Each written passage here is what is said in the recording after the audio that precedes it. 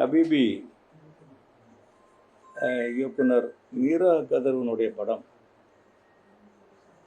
தமிழ்நாடு பூரா ரொம்ப நல்லா போயிட்டுருக்கு. ஏன் உலகமெல்லாம் நல்லா போயிட்டுருக்கு. நல்ல பேர், அதில் பணம் கிடைச்சதை விட பேர், ரொம்ப நல்ல பேர் கிடைச்சிருக்கு. இப்போ நான் எல்லாருக்குமே தெரியும், தமிழ் சினிமாவில் வந்து என்னை ஒரு டைரக்டராக தான் எல்லாருக்கும் தெரியும். அப்புறம் தனுஷோட அப்பான்னு தெரியும், செல்வராகனுடைய அப்பான்னு தெரியும். நான் ஒரு நடிகர் அப்படின்னு இந்த படத்தில் தான்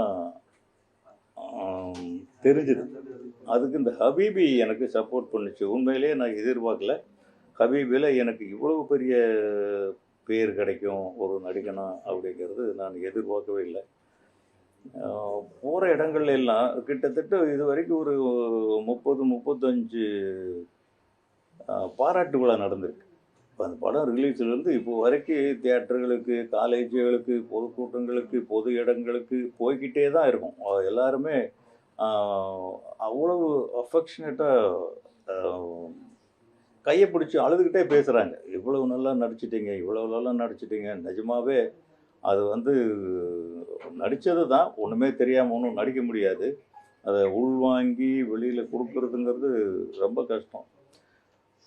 நான் வந்து சரி ஒரு 25 படம் டைரக்ட் பண்ணிட்டோம், பிள்ளைகளெல்லாம் பெருசாக்கிட்டோம், போதும் அப்படின்னு ஓய்வெடுக்கிற நேரத்தில் இந்த படம் யதார்த்தமாக வந்தது. சரி ஒரு படம் அவர் கூப்பிடுறாருன்ட்டு போய் நடித்தோம். அது வந்து ஒரு பெரிய வெற்றி அடைஞ்சது மட்டும் இல்லாமல் உலகம் பூரா தெரிய வச்சிருச்சு அந்த படம். இனிமேல் எந்த டைரக்டர் நடிக்க கூப்பிடுவார், எந்த ப்ரொடியூசர் நடிக்க கூப்பிடுவார் அப்படின்னு ஒரு வாசலையே பார்த்துட்டு இருக்கிற மாதிரி ஒரு நிலைமை உருவாக்கிடுச்சு இந்த ஹபீபி. இனி போகிற வழி, இனி இருக்கிற பிரயாணம், கிட்டத்தட்ட 48 வருஷம் ஆச்சு நான் சினிமாவுக்குள்ளே வந்து. இந்த 48 வருஷமும் ஒரு வாழ்க்கை. இந்த 48 வருஷத்துக்கு அப்புறம் ஹபீபியிலிருந்து இன்னும் ஒரு வாழ்க்கை. அப்படித்தான் இந்த படம் வழிவகுத்து வச்சிருக்கு. இப்போ அதுக்கப்புறமே இப்போ ஒரு கிட்டத்தட்ட ஒரு சசிகுமாருக்கு அப்பாவா எவிடன்ஸ்னு ஒரு படம் பண்ணிகிட்ருக்கேன். நம்ம 5 ஸ்டார் கதிரேசன் தயாரிக்கிறாரு. இன்னொன்று டிசி லோகேஷ் கனகராஜுக்கு அப்பாவாக நடிச்சிருக்கேன், அருண் மாதேஸ்வரன் இயக்கத்தில். இப்போ ஒரு படம் பேசிகிட்டு இருக்காங்க புதுசாக, அந்த கெவின்னு ஒரு படம் பண்ண குரூப்பில் அவங்க பேசிகிட்டு இருக்காங்க. நிறைய ஆஃபர்ஸ் வந்துக்கிட்டே இருக்குது. இனி வந்து ஓய்வு இல்லாமல் நடிக்க வேண்டியது தான் நினைக்கிறேன். அதுக்காக எல்லா கதாபாத்திரங்களையும் பண்ணணும், நடிப்புன்னு கூப்பிட்டா ஓடி போய் நின்றுட்டு வரணும் அப்படிங்கிறது இல்லை என்னுடைய மோட்டிவ். ஒரு நல்ல கதாபாத்திரமாக அமையணும். 4 சீன் வந்தால் கூட அந்த கதாபாத்திரம் ஏதாவது செய்யணும். அப்படிப்பட்ட கதாபாத்திரங்களை தான் நான் எதிர்பார்க்குறேன். இனி நடிகனா எவ்வளோ நாள் வாழணுமோ தெரியல, கடவுள் என்ன நமக்கு விதித்து வச்சிருக்காரோ. வேற ஏதாவது சார், தமிழ் சினிமாவில் இஸ்லாமியர்கள் வந்து வேற மாதிரி காமிச்சாங்க. இந்த படம் இஸ்லாமியர் வந்து அவ்வளோ தூரம் வந்து ஒரு மென்மையாக ஒரு நெசவு தொழிலாளர்கள் லைஃபாக காமிச்சாங்க. அவ்வளோ பாசிட்டிவாக இருக்கு. நீங்க அந்த இஸ்லாமியராக நடிச்சது அவங்க சமூகத்திலேருந்து எப்படி வரைய? அவங்க சமூகத்தில் தான், அவங்க குடும்பத்திலே நடு வீட்டில் பொதுவாக இஸ்லாமியர்கள் வீட்டுக்குள்ளே சரக்குன்னு எல்லோரும் நுழைஞ்சிட முடியாது. கொஞ்சம் ரெஸ்ட்ரிக்டடான ஃபேமிலி. அவங்க பெண்களுக்குன்னு சில கட்டுப்பாடுகள் இருக்குது. எல்லா குடும்பத்துலேயும் கட்டுப்பாடுகள் இருக்குது, அவங்களுக்கு கொஞ்சம் அதிகம். அவங்களே எங்களெல்லாம் நடு வீட்டில் கூப்பிட்டு வச்சு உபசரித்து கையை பிடிச்சி அழுது சாப்பாடு போட்டு இந்த அளவுக்கு ஒரு முஸ்லீமாக தான் என்ன நினைக்கிறாங்க. அந்த அளவுக்கு நான் அதில் மாறுறதுக்கு ரொம்ப துணையாக இருந்தது. டைரக்டர் முன்னாடியே பவுண்டோட ஸ்கிரிப்ட் என்கிட்ட கொடுத்துட்டார். அது மட்டும் இல்லாமல் அவர் எனக்குள்ள அதை புகுத்தின விதம். ஒரு டைரக்டர் முயற்சி பண்ணால் தான் ஒரு நடிகனை முழுமையாக அந்த கதாபாத்திரத்தில் இணைய வைக்க முடியும். பர்டிகுலராக மற்ற டைரக்டர்கள் வேலை வாங்கிறதுக்கும் பாரதி ராஜா சார் வேலை வாங்குறதுக்கும் நிறைய வித்தியாசம் இருக்குது. ஒரு முதல் மரியாதை இருக்குன்னாக்கா அது பாரதி ராஜாவை தவிர வேறு யாராவது எடுத்திருந்தாலும் அப்படி அமைஞ்சிருக்குமா, இல்லை ராதா நடிக்காமல் வேறு யாராவது நடிச்சிருந்தா அப்படி வந்திருக்குமா, இல்லை சிவாஜி சார் நடிக்கலைன்னாலும் அப்படி வந்திருக்குமாங்கிறது ரொம்ப சந்தேகம்தான். அதனால் இயக்குனர் கையில் தான் ஒரு கதாபாத்திரங்கள். சிவாஜிக்கே ஒரு முதல் படமாக இருந்தது. இன்னும் இளையராஜா இளையராஜா சார் பண்ணலனாலும் அந்த படம் நின்றுருக்குமா அப்படிங்கிறது மிகப்பெரிய ஒரு கேள்விக்குறி தான். அதனால் ஒரு இயக்குனர் எப்படி நம்மளை உருவாக்குறாரோ, அவர் எப்படி எழுதுகிறாரோ அதை நம்ம உள்வாங்கணும். நடிக்கிறதும் சாதாரண வேலை கிடையாது. ஒரு டைரக்டர் கருவில் உதிச்ச ஒரு ஒரு ஒரு சிந்தனையை நம்ம கருவில் வாங்கி அதை நம்ம அவருக்கு தகுந்த மாதிரி அவுட்புட் கொடுக்கறது ரொம்ப கஷ்டம். ஒரு டைரக்டரை வேலை வாங்குறது ஈஸி. ஒரு டைரக்டர் பிடிச்ச மாதிரி அவருடைய கதாபாத்திரம் அவர் நினச்ச மாதிரி அவர் கிரியேட் பண்ண மாதிரி அவருக்கு வந்திருக்கு அப்படின்னு சொல்கிறது ரொம்ப பெரிய விஷயந்தான் நடிக்கிறது. நமக்கு இவ்வளோ நாள் ஈஸியாக தெரிஞ்சது. நாம் ஒரு 25 படம் பண்ணும்போது எல்லாரும் பண்ணாங்க. சிவாஜி சார் படம் கூட பண்ணியிருக்கோம். ஆனால் இப்போ தான் தெரியுது அது எவ்வளவு கஷ்டம். நம்மளா ஒன்று சொல்லி நான் சொல்கிற மாதிரி பண்ணுங்கன்னு சொல்கிறது ஈஸி. அவங்க சொல்கிறத வாங்கி இவன் இப்படி நடக்கணுமா, இது இப்படி நடக்கணுமா, அதுவும் அது இஸ்லாமிய ரோல். அது எப்படி இருக்கணும். அவர் அந்த தாடி இவ்வளோ தூரம் தாடி வச்சுக்க சொன்னார். அதெல்லாம் உங்களுக்கு கஷ்டமா இல்லையா அப்படின்லாம் கேட்டார் அவர். அது என்ன கஷ்டம்? அதாவது ஒரு வேலையை எடுத்துக்கிட்டோம்னா அதில் முழுமையான ஈடுபாடு இருக்கணும். அவர் என்ன வேணுமோ, ஒரு டைரக்டருக்கு என்ன வேணுமோ அதை பண்ணுறது நம்மளுடைய கடமை. அதுக்கு தான் இங்கே போகிறோம், இல்லாட்டி போகக்கூடாது. ஆக அந்த ஒரு எண்ணம் இருக்கிறதுனால இன்னும் தொடர்ந்து நடிப்பேன். அந்த ஈடுபாடு எனக்கு சினிமாவை தவிர எதுவுமே தெரியாதுங்க. சத்தியமாக சினிமா தான். வேறு எதுலேயுமே எனக்கு சாப்பாடு கிடையாது, எதுலேயுமே எனக்கு வாழ்க்கை கிடையாது, எதுலேயுமே என்னுடைய லைஃப் எதுலேயுமே கிடையாது. ஆக சினிமாவுக்கு தான் மூச்சுன்னு இருக்கிறதுனால மறுபடியும் இயக்குநர்கள் ஆதரவு கொடுப்பாங்க, தயாரிப்பாளர்களை தேடி வருவாங்க. நான் நிஜமாக பணத்துக்காக நடிக்கலை, ஆனால் பணமும் வேணும். ஆகையினால அந்த ஒரு எதிர்பார்ப்பை எனக்கு சினிமா கொடுக்கும். நாம் ரோட் சைட்லேருந்து வந்து ஒரு டைரக்டராகி பிள்ளைகளெல்லாம் வளர்த்து பெரிய பெரிய இடத்துக்கு கொண்டு வந்து இன்றைக்கி நானும் முயற்சி பண்ணுற மாதிரி தான் வந்து நிற்கிறேன். இன்றைக்கி டைரக்டர் என்ன சொல்லுவாரோ அதை அப்படியே செஞ்சேன். இந்த படத்துலையும் நான் வேறு எதுவுமே எனக்குன்னு ஒரு இதை நான் புகுத்தவே இல்லை. டைரக்டர் இப்படி பாருங்கள், இப்படி திரிங்க, இப்படி திரும்புங்க, இப்படி நடங்க, இப்படி ட்ரெஸ் பண்ணிக்கோங்க. இந்த தாடி வளர்க்குறது ரொம்ப பெரிய இங்கே வரைக்கும் வந்திருக்கும் அநேகமாக. அந்த அளவுக்கு ஒரு இது பண்ணது மீரா கதிரவன் தான். அவருக்கு ரொம்ப பெரிய அதில் பங்கு இருக்குது என்னை உருவாக்குனதில். எனக்கு நான் படம் பார்க்கும் எனக்கு தோணலை, நம்ம இவ்வளோ நல்லா நடிச்சிட்டோமா, எல்லாரும் இப்படி சொல்கிறாங்களே. இல்லை இப்போ வெளியில் போனாக்கா யாருமே கஸ்தூரி ராஜான்னு கூப்பிடுறதில்ல, யூசுப் பாய், வாங்க யூசுப் பாய். ஃபோன் பேசும்போது யூசுப் பாய் இப்படி தான் கூப்பிடுறாங்க. அந்த அளவுக்கு எனக்கு என்ட்ராசம் மனசில் எடுக்கும்போது ராஜகிரனுக்கு ரொம்ப நாள் ஆச்சு இந்த மாயா ஆண்டிங்கிறது மாறுறது. மீனாவுக்கு அந்த சோலையம்மாங்கிறது மாறுறதுக்கு ரொம்ப நாள் ஆச்சு. அது மாதிரி இப்போ இந்த யூசுப் மாறுறதுக்கு ரொம்ப நாள் ஆகும் போல இருக்கு.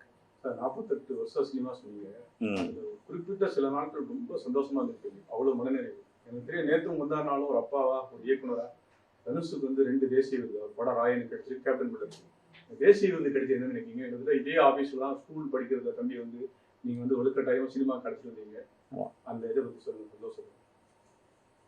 தேசிய விருது கிடைச்சது மகிழ்ச்சி தான். ஒரு குடும்பத்தில் அவருடைய வழி, அவர் பயணம் பண்ணுற வழி, அவருடைய முயற்சிகள் எல்லாமே அந்த சிந்தனைகள் அப்படியே இருக்கிறதுனால எங்கேயாவது ஒரு இடத்துல அது அவருக்கு கிடைச்சிருது. அதர்வைஸ் அதில் வந்து நமக்கு இன்ஃப்ளூயன்ஸோ அதெல்லாம் அப்படியெல்லாம் ஒன்றும் கிடையாது. அதில் வந்து அவருடைய முயற்சி. ரெண்டாவது இது அரசு ஜூரி அவங்க எடுக்கிற முடிவுகள் தான் தேசிய விருது கிடைக்கிறது. எனக்கு என் மகனுக்கு அதுவும் இந்த தடவை 2 விருதுகள் கிடைச்சிருக்கு அப்படிங்கிறதுல ரொம்ப பெருமையான ஒரு விஷயமாக தான் நான் நினைக்கிறேன். இப்படியே அவர் தொடர்ந்து வாங்குவார். இன்னைக்கு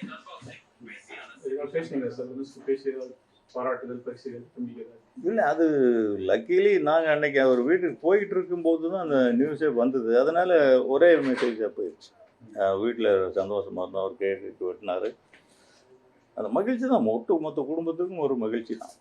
தேசிய விருதுங்கிறது ஜூரி ஒரு அமைப்பில் தான் உருவாக்கப்படுது. ஆனால் அந்த விமர்சனங்கள் வந்தது. குறிப்பாக அந்த கேப்டன் மில்லர் படம் வந்து கொஞ்சம் வன்முறை இருக்குது, அதுக்கு வந்து படம் கொடுத்தாங்க.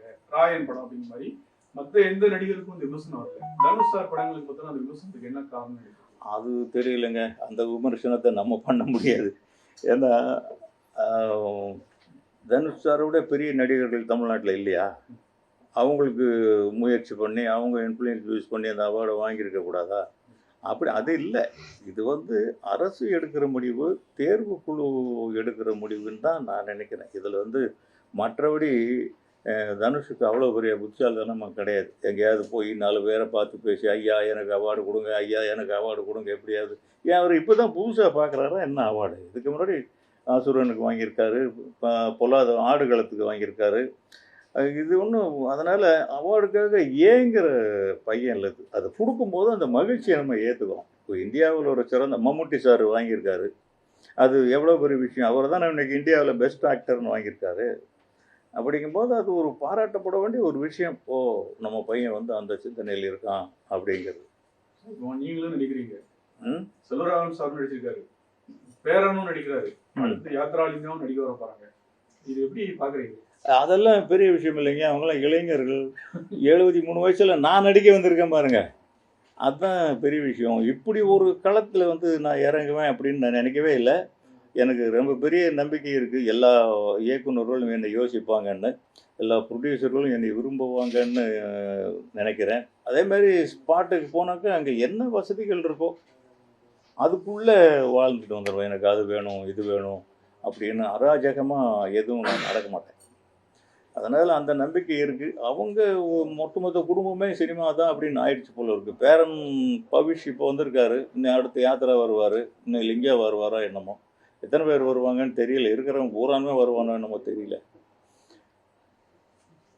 ஹபீபிக்கு தான் சார். ஹபீபிக்கு தேசிய விருது கிடைக்கும்னு நினைக்கிறீங்களா? கிடைச்சா யாருக்கு? ஏன்னா அதுவும் ஒரு சமூக இதுல படம். ஹபீபி எல்லாருமே சொல்கிற மாதிரி அது ஒரு இஸ்லாமிய படம் அப்படின்னு எல்லாரும் சொல்கிறாங்க. அது ஒரு இஸ்லாமிய படம் அப்படிங்கிறதுல எனக்கு கருத்து உடன்பாடு கிடையாது. ஏன்னா அது வந்து ஒரு குடும்பம், ஒரு குடும்பத்துடைய வாழ்க்கை. அப்பா அம்மா அண்ணன் தம்பி இந்த மாதிரி ஒரு கூட்டு குடும்பம். அதில் நிறைய விஷயங்களை சொல்லியிருக்காரு. அதுபோல் அந்த இஸ்லாமிய குடும்பத்தில் அதிகமாக இருக்குது, புழக்கத்தில் இருக்குது. அதனால தான் அது ஒரு இஸ்லாமிய படம் அப்படின்னு சொல்லப்படுது. மற்றபடி அது இந்து குடும்பத்தில், கிறிஸ்டியன் குடும்பத்தில், உலகத்தில் எல்லா குடும்பங்களையும் நடக்கிற ஒரு கூட்டு குடும்பத்து கதை தான் அது. உண்மையிலே அந்த படத்தில் நடித்ததுக்கு ரொம்ப பெருமைப்படணும். இதில் இருக்கிற ஒட்டுமொத்த புகழும் விருது கிடைச்சாலும் அது மீரா கதிரவனுக்கு தான் பெருமை. அந்த டைரக்டர் அதுக்காக எவ்வளோ கஷ்டப்பட்டார். ஒரே ஆள் எல்லாத்தையுமே நின்று அந்த காலத்தில் நான் இப்படி கஷ்டப்பட்டிருக்கேன். அதுக்கப்புறம் இப்போ அவரை தான் பார்க்குறேன் நான். ஃபினான்சியல் கஷ்டங்களில் பூரா புதுசு. என்னை தவிர படத்தில் பார்த்தீங்கன்னா எல்லாரும் புதுமுகங்கள். யாருமே அதில் வந்து அனுபவமானவங்க, இப்படிப்பட்டவங்க அப்படிப்பட்டவங்க நடித்து பேர் வாங்கினவங்க ஒருத்தரும் கிடையாது. அந்த மாதிரி எல்லாருமே புதுமுகங்களாக இருந்ததுனால தான் அந்த படம் அப்படி ஒரு பாராட்டப்பட்டது. இன்றைக்கி எல்லா இடங்கள்லையும் எங்கேயாவது ஒரு இடத்துல இன்றைக்கி ஒரு பாராட்டு விழா நடந்துக்கிட்டே இருக்குது அந்த படத்துக்கு. அந்த படத்தில் நான் இருக்கேங்கிறது ரொம்ப பெருமை. அந்த மாதிரி படங்கள் வருமானு காத்துக்கிட்டு இருக்கேன். சார், நீங்கள் சமீபத்தில் விசு சார் பேட்டிக்கு நான் பேசும்போது விசு சாரை பற்றி அவ்வளோ சொன்னீங்க. உங்கள் குருநாதர் குடும்பத்துக்கு எவ்வளோ பண்ணாங்க, உங்கள் தனிப்பட்ட முறையில் எவ்வளோ பண்ணாங்க, ஃபேமிலிக்கு எவ்வளோ நீங்கள் சண்டை போட்டு போனால் கூட உங்களுக்காக அன்பு செஞ்சாங்க. இந்த 50 வருஷத்தில் உங்களால், உங்கள் பையங்களால், குடும்பத்தால் நிறைய பேர் பலன் அடிப்பாங்க. அவங்களாம் அந்த நன்றி உணவோடு சினிமாவில் இருக்காங்களா? உங்களை மாதிரி யார்? எங்கள் பசங்களா? வெளியாள்கள், உங்கள் கம்பெனியில் வேலை பார்த்தவங்க, உங்களால் வளர்ந்தவங்க, உங்களோட அசிஸ்டன்ட் டைரக்டர். அது காலங்கள், அது வேற தம்பி. நீங்கள் கேட்குறது ரொம்ப நல்ல விஷயத்த கேட்குறீங்க. ஜெனரேஷன் மாற மாற பழக்க வழக்கங்கள் மாறுது, உறவு முறைகளே கொச்சப்படுத்தப்படுது, கூட்டு குடும்பங்கள் வாழ்க்கை இல்லாமலே போயிடுச்சு. அப்பா அம்மா விட்டு விலகி இருக்கிறதுனே பிள்ளைங்க முடிவெடுத்துட்டாங்க. அதனால் இன்றைக்கி ஜெனரேஷனில் நாங்கள் இருக்கும்போது எங்கள் டைரக்டர் வர்றாருன்னா அவர் வர்றதுக்கு முன்னாடி அவ்வளோ வேலைகளும் ஸ்பாட்டில் ஆர்கனைஸ் பண்ணி வைப்போம். வந்தோடனே அவர் ஸ்டார்ட் கேமரா சொல்கிற அளவுக்கு நல்லா பண்ணி வைப்பேன். இன்றைக்கி வர்றவங்க அவ்வளோ ஈடுபாடோடு வர்றாங்களா அப்படின்னு தெரியல. ஒரு அசிஸ்டன்ட் டைரக்டராக வேலை செய்கிறதே அவமானம்னு நினைக்கிறாங்க இன்றைக்கி இருக்கிறவங்க. அந்த பணத்துக்காகவும் ஒரு சினிமாவில் ஒரு நல்ல ஒரு வாழ்க்கை கிடைக்குது, அதை அனுபவிக்கணுங்கிற ஒரு மோட்டிவோடையும் வர மாதிரி தான் இருக்கே தவிர, எங்கள் டைரக்டர்கிட்ட நான் ஒர்க் பண்ணும்போது அவருடைய கதை என்னன்னு அவரை விட அக்கு வேறு ஆணி வேற என்னால் புட்டு வைக்க முடியும். ஆனால் இன்றைக்கி இருக்கிறவங்களுக்கு கடைசி வரைக்கும் எல்லாம் 2 பேடு வச்சுட்டு இருப்பாங்க, கிளாப் போர்டும் வச்சுக்கிட்டு இருப்பாங்க, அங்கங்கே ஓடிட்டு இருப்பாங்க. நிறைய அன்கவுண்டட் அசிஸ்டன்ஸ் இருக்காங்க இன்றைக்கி ஃபீல்டுக்குள்ளே. அவ்வளோ பேருக்கு வேலையே கிடையாது. மொத்தம் கிராஃப்டே 24 தான் இருக்குது. ஆனால் 30 அசிஸ்டன்ட் டைரக்டர் இருப்பாங்க போல இருக்கு. இவ்வளவு பேரும் இருந்தும் ஒரு படம் நீங்களே சொல்லுங்க, இன்னைக்கு ஒரு தரமான படம், ஒரு பணமா பாசமா, ஒரு பாசமலர், அதுக்கப்புறம் சம்சாரம் ஒரு மின்சாரம், இப்படி படங்கள் வராம போனதுக்கு என்ன காரணம்னா வேறு எதையோ நோக்கி சினிமாவை திசை திருப்பி இழுத்துக்கிட்டு போறாங்கன்னு தான் சொல்லணும். அதனால இன்னைக்கு அப்ப இருந்த மாதிரி கட்டுப்பாடு கிடையாது. ஒரு அப்பாவுக்கு எப்படி நம்ம பயப்படுறோம்னோ இப்போ அப்படி அப்பாவுக்கு பிள்ளைங்க பயப்படுதா? இல்லை, நம்ம தான் பிள்ளைகளுக்கு பயப்பட வேண்டியதாக இருக்குது. மொத்த காலமும் அப்படி மாறி போனதுனால விசுசாருக்கும் எனக்கும் இருந்த அந்த பைண்டிங் வந்து இன்னைக்கு இருக்குமா அப்படிங்கிறது சந்தேகமாக இருக்குது. என்கிட்ட ஒரு தம்பி வேலைக்கு வந்தார். வந்தோன்னே கேட்டேன், என்னப்பா நீ செய்ய போகிற அப்படின்னா, டைரக்டர் தான் சார். எந்தையா நீ யார்கிட்டையுமே ஒர்க் பண்ணல, யாராவது டைரக்டர்கிட்ட ஒர்க் பண்ணுப்பா. இல்லை சார், எல்லாம் எனக்கு மைண்டில் இருக்குது சார், நான் படம் பண்ணுவேன். இவ்வளோ தான் அவருடைய தீர்மானம். ஃபீல்டு ஒர்க்கு தேவையில்லை, எந்த டைரக்டருடைய எக்ஸ்போசரும் தேவையில்லை அப்படின்னு நினைக்கிறது சினிமாவுடைய சீரழிவுக்கு தான் காரணம். அனுபவம் இல்லாமல் சினிமாவுக்கு வர்றது.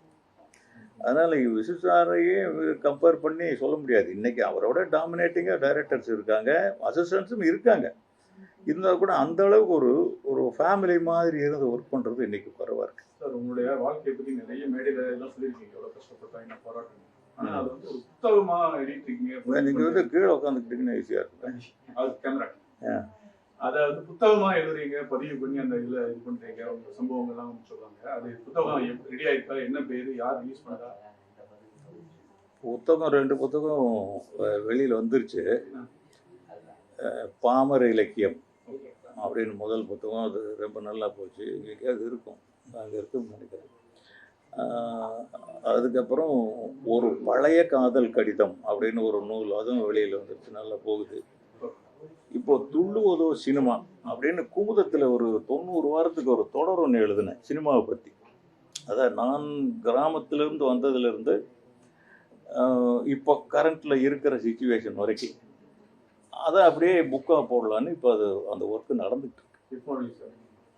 எனி டைம் ரிலீஸ் ஆகிடும். கொஞ்சம் கரெக்ஷன் அப்பப்போ நிகழ்வுகள் வந்துக்கிட்டே இருக்கேன். இப்போ திடீர்னு பார்த்தா பாரதிராஜா சார் ஒரு மாதம் டைமுக்குள்ளே பாரதிராஜா சார், பாக்யராஜ் சார், ஜானகி அம்மா, ரொம்ப பேரிழப்பு இல்லை. இந்த 2026 வருஷமே ஒரு கருப்பு வருஷம் சொல்கிற அளவுக்கு பெரிய பெரிய மேதைகள் நம்மளை விட்டு போயிட்டாங்க. அது அதெல்லாம் அதில் குறிப்பிடணும்னு நினச்சிட்டு இருக்கேன். அதனால கொஞ்சம் சின்ன கரெக்ஷன் பண்ணுவோம் அப்படின்ட்டு. சார், இப்போ தனுஷ் சார் பற்றி தான் 3 தேசிய விருது வாங்கிட்டாரு. தெலுங்குல கலக்குறாரு, ஹிந்தி படத்தில் அவ்வளோ பெரிய ஆளாயிட்டாரு. சமீப காலம் ஹிந்தியில் யாருமே பண்ணல அளவுக்கு ஹீரோ ஆகிட்டாரு. ஹாலிவுட் படம் நடிச்சிட்டாரு. இதுக்கப்புறம் என்ன சார், நீங்கள் என்ன ஒரு அப்பாவை என்ன அட்வைஸ் பண்ணுவீங்க? ஒன்றும் இல்லைங்க, அவர் வந்து டிசிப்ளினாக இருக்கணும்னு ஒரு வார்த்தை அந்த காலத்தில் சொன்ன ஒரு துள்ளுவத இளமைக்கு போகிறப்போ இந்த வரைக்கும் அவர் டிசிப்ளினாக இருக்கிற மாதிரி தான் எனக்கு தோணுது. இன்னும் அதே தான், அது இருக்கிறதுனால தான் அவர் அதை வாங்குறாரு. இல்லாட்டி புஷ் பண்ணியெல்லாம் வாங்கிட முடியாது.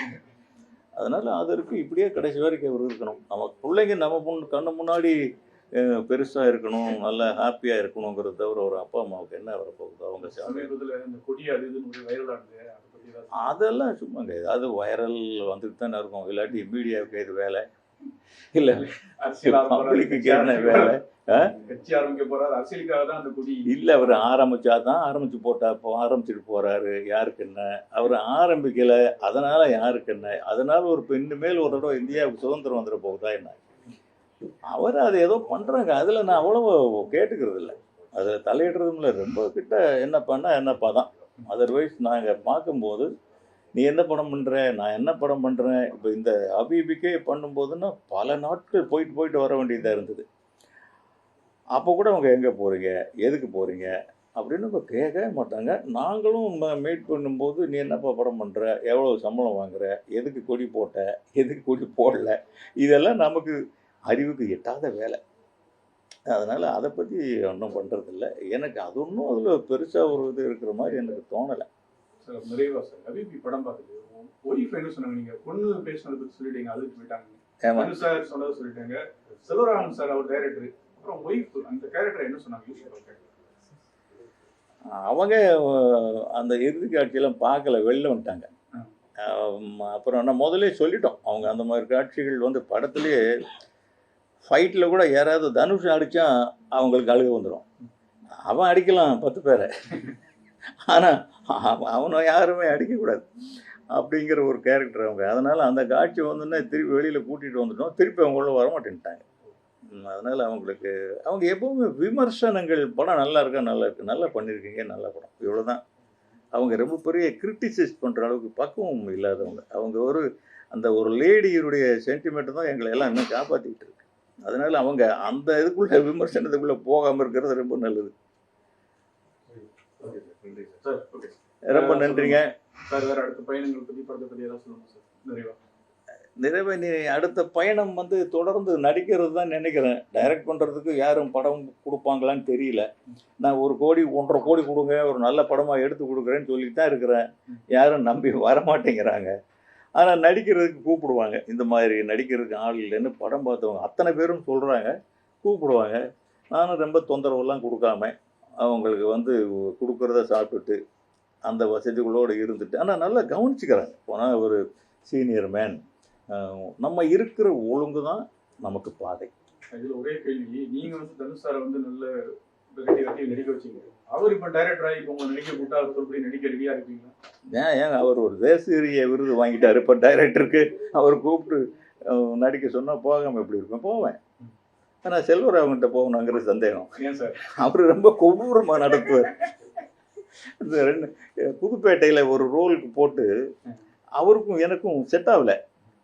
அதில் வேணான்ட்டு வந்துட்டேன் நான். என்ன ரோல் சார்?